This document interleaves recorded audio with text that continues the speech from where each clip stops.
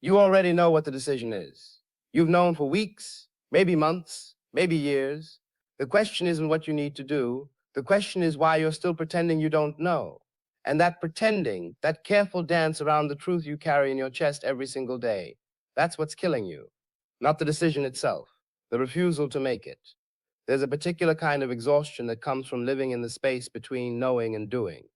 It's heavier than the tiredness that follows hard work, deeper than the fatigue of sleepless nights. It's the bone-deep weariness of carrying two lives at once, the one you're living and the one you know you should be building. And every morning you wake up maintaining both of them, keeping both of them alive in your mind, negotiating between them, and it drains you in ways you can't even name. You know what needs to change. You know it when you lie awake at 3 in the morning. You know it when you're driving alone and the radio's off, and there's nothing but you and the hum of the engine. You know it in those quiet moments when all your defenses are down and the truth just sits there, patient and immovable, waiting for you to stop running.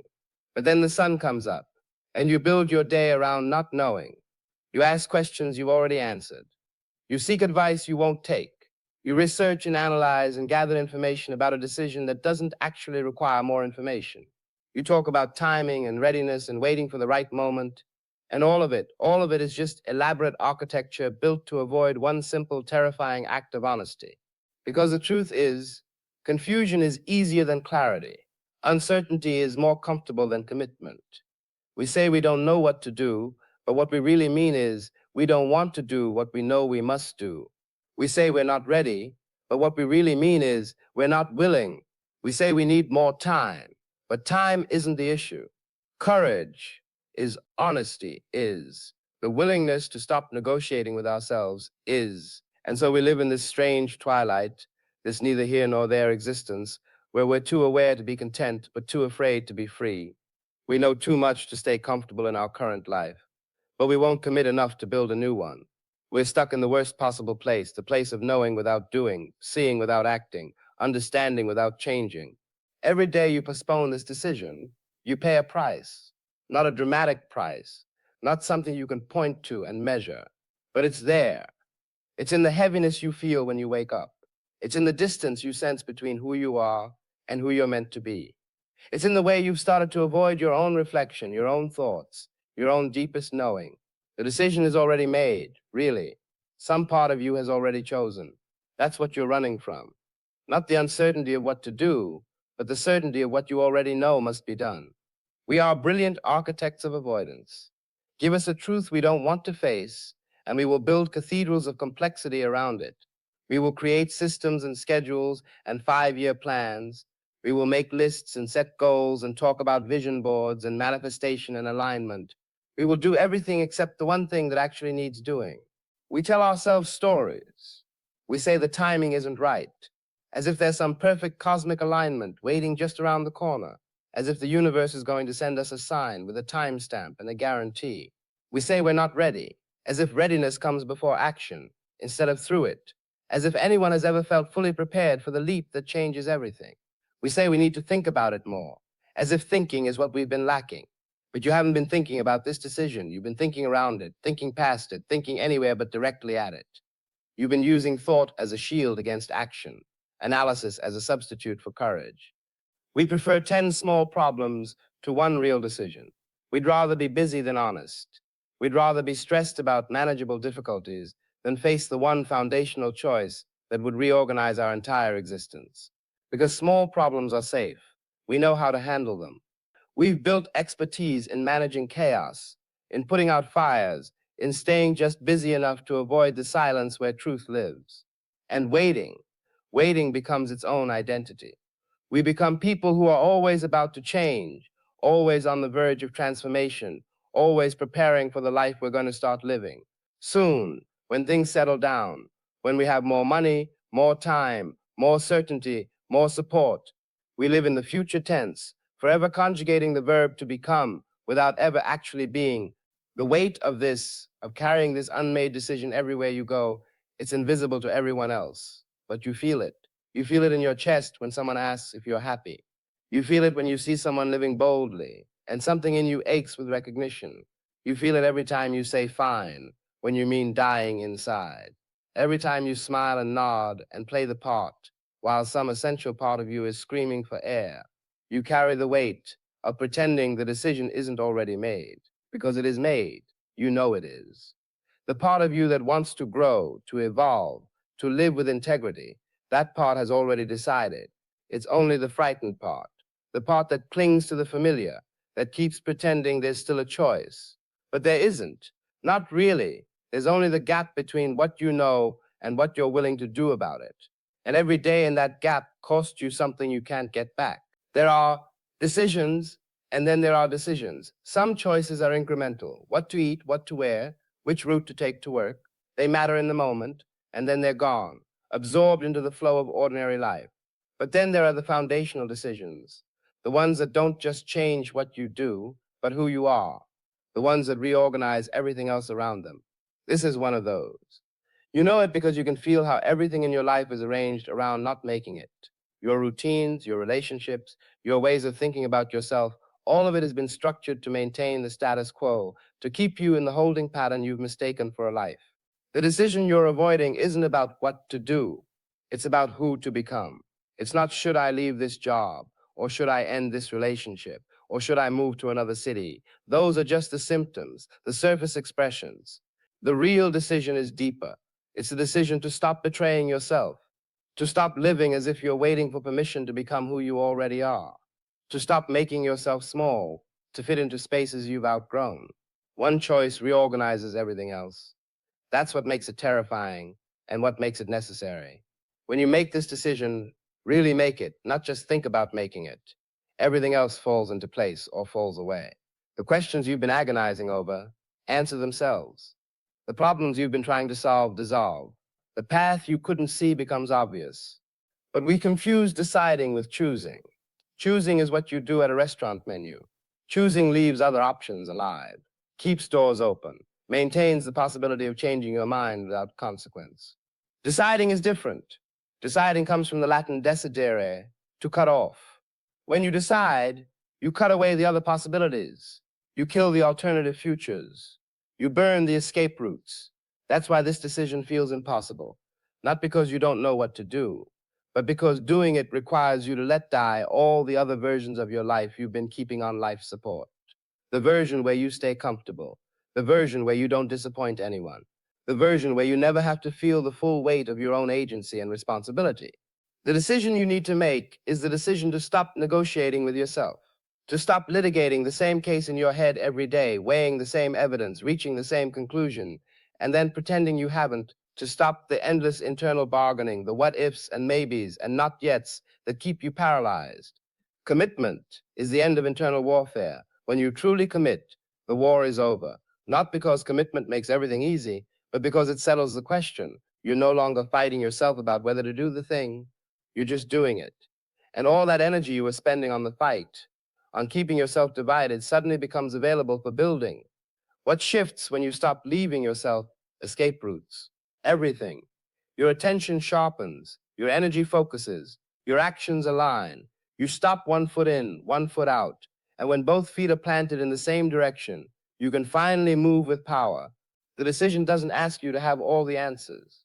It doesn't require you to see the whole path. It just requires you to be honest about what you know right now, in this moment, about what's true and what's not, about what serves your growth and what strangles it. There's a life you could have lived. Actually, there are many. They exist in the space of your postponed decisions, your swallowed truths, your accommodated fears. Every time you've known what needed to be done and chosen safety instead, another possible life died. Not dramatically, not with fanfare. It just quietly stopped being possible. The life half lived in the space of maybe, this life, you're living it right now. It's a life where you're functional but not free, surviving but not thriving, present but not alive. It's a life where you wake up okay and go to bed empty, where you're good at going through motions, but you've forgotten what it feels like to be moved. Indecision is a decision. It's a decision to let circumstance and momentum and other people's needs determine your path. It's a decision to be passive in your own life, to be a spectator in the one story where you're supposed to be the author. Every day you don't decide is a day you've decided to stay exactly where you are. And that decision has consequences just as real as any active choice. What are you sacrificing on the altar of keeping options open? Everything that requires commitment to flourish. Deep relationships require commitment. Meaningful work requires commitment. Personal transformation requires commitment. Growth requires commitment. You can't keep one foot out the door and expect to build anything that lasts. You can't hedge your bets on your own life and wonder why nothing feels solid. And the relationships you could have had if you'd been brave enough to show up fully, to be honest, to choose growth over comfort. The opportunities that passed by while you were waiting for permission or certainty or the perfect conditions that never come. The versions of yourself that needed your courage to be born but starved to death in the waiting room of your indecision. There's a specific pain in knowing you're complicit in your own stagnation. It's one thing to be held back by forces beyond your control. It's another to be the one holding yourself back, to be both the prisoner and the guard, to have the key in your pocket while you rattle the bars and complain about being trapped. You know this pain. It's the pain of almosts and could haves. Almost brave enough, almost honest enough, almost ready, could have changed, could have grown, could have become who you sensed you were meant to be, but didn't. Not because you couldn't, but because you wouldn't. Because when the moment came, you blinked. The years accumulate while you stand still. They just pile up one after another, and you keep thinking you'll start living for real tomorrow, next month, next year, when things are different, when you're different, when it feels safer to begin. But the years don't wait. They don't pause while you gather courage. They just pass, carrying with them all the opportunities that required the version of you you were too afraid to become. And one day you'll look back, and the question won't be, what if I fail? The question will be, what if I never tried? What if I spent my whole life protecting myself from disappointment, but ended up disappointed anyway? What if I played it safe and still lost everything that mattered? What if the very thing I feared, regret, is exactly what my caution guaranteed? The moment of decision, when it finally comes, is quieter than you expect. You think it will be dramatic, lightning striking, angels singing, some profound external confirmation that yes, now this is the moment. But it's not like that. It's simple. It's just you finally stopping the argument with yourself, finally surrendering to what you've known all along. The simplicity on the other side of complexity, that's what decision feels like.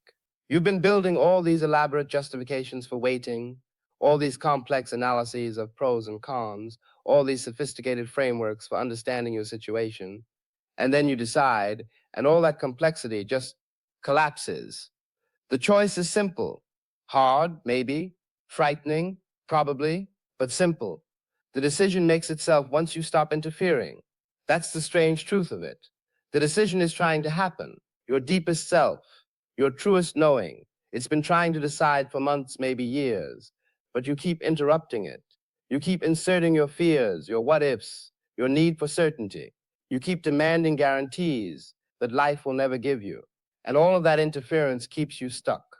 But when you finally get quiet enough, when you finally stop managing and controlling and trying to think your way to courage, the decision just emerges. Not because you figured everything out, but because you finally stopped pretending you need to. This isn't about dramatic change. It's not about burning your life to the ground or making some grand gesture. It's about quiet resolve. It's about the deep, unshakable knowing that you're done living at war with yourself, done betraying what you know to be true, done pretending you don't see what you clearly see. The decision doesn't require certainty. That's the trap, thinking you need to be sure before you act. But certainty is a luxury that rarely exists at decision points. What you need isn't certainty. What you need is honesty. Honest about what you want.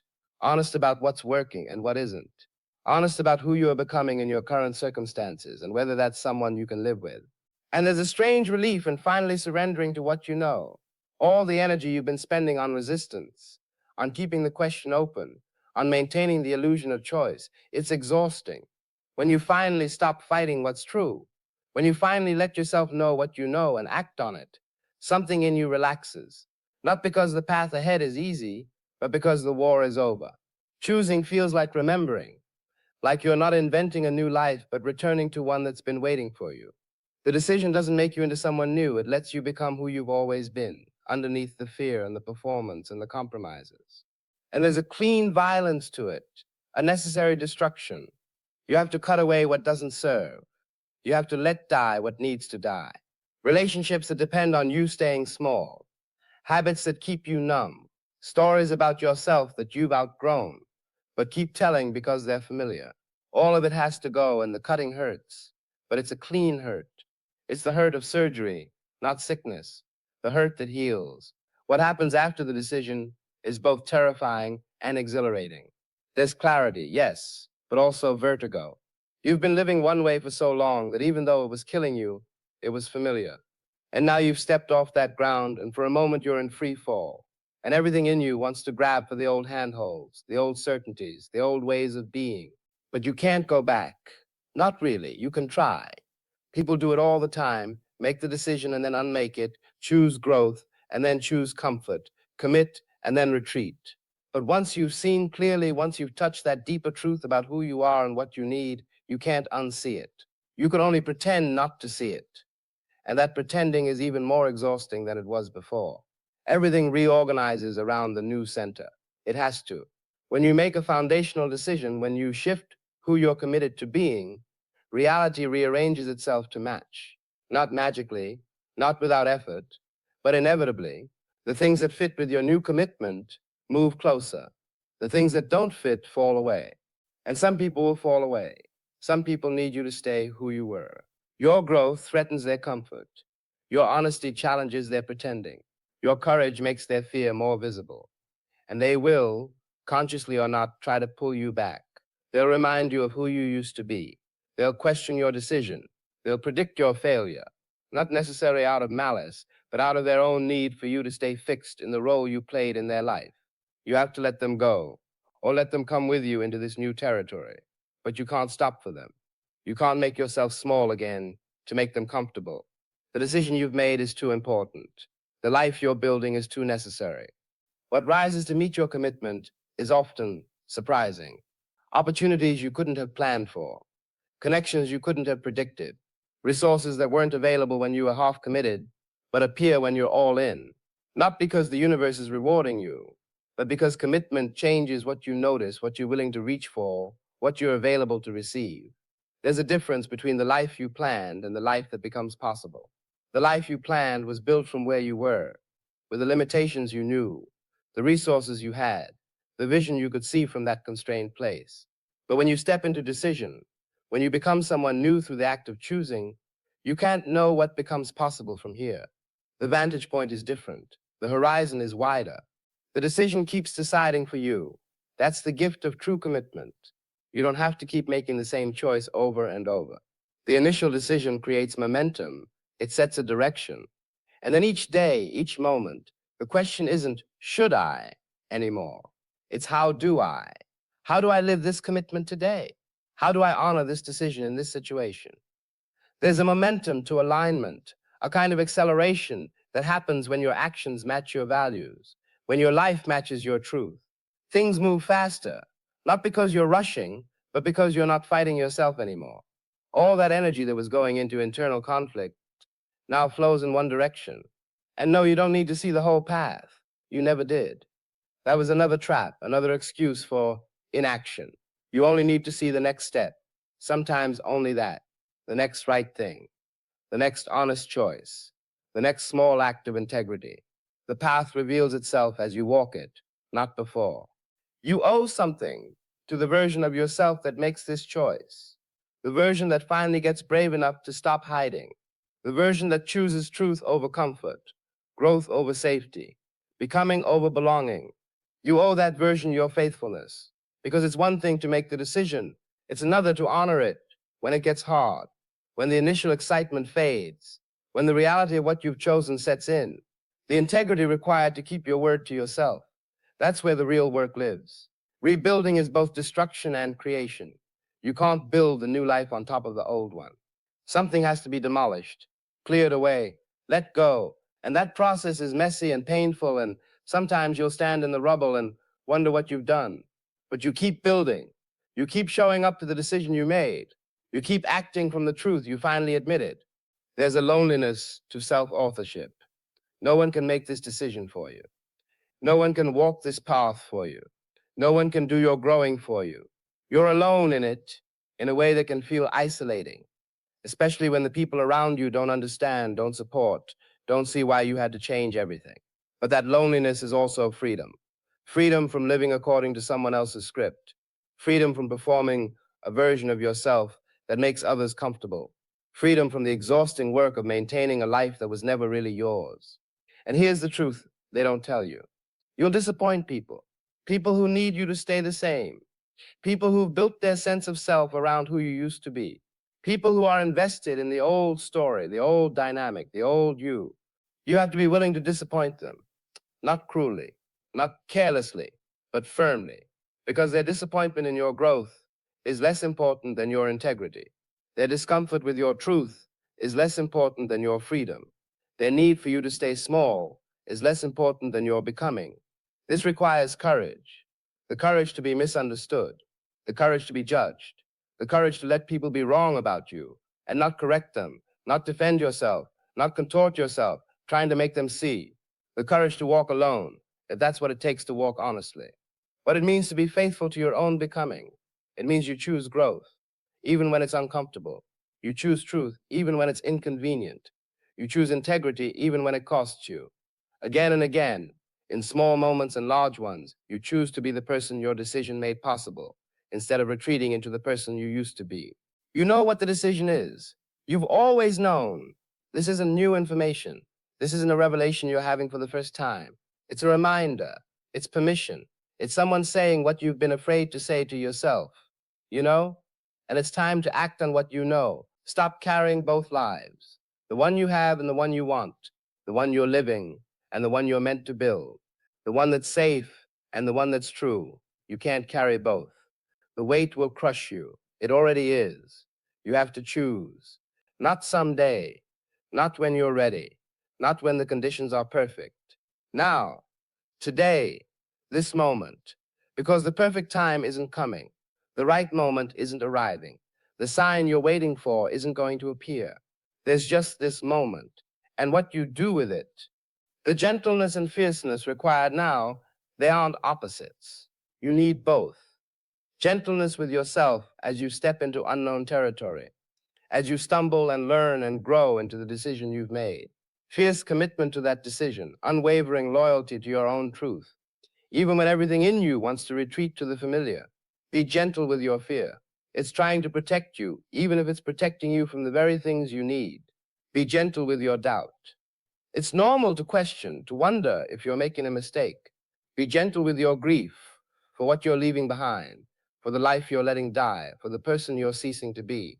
But be fierce in your commitment, fierce in your honesty, fierce in your refusal to betray yourself one more time, fierce in your movement toward growth, toward truth, toward the life that's waiting on the other side of this decision. You're standing at a threshold. You've been standing here for a while, actually, looking at the door, knowing what's on the other side, knowing you need to walk through it. And you can stand here forever if you want. You can die here, at the threshold, never having crossed into the life you knew was possible. Or you can step through. You can make the decision you've been avoiding. You can choose yourself, choose growth, choose truth. You can rebuild your life, starting from this one choice, this one honest admission of what you know and what you need. The door is open. It's been open the whole time. You're the only one who can walk through it.